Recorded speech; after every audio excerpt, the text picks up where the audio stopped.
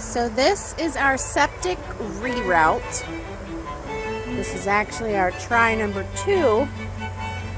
The first time we routed it and had it inspected, it failed because we had a 90-degree angle right here, and we had a 90-degree angle coming out of the Y joint here.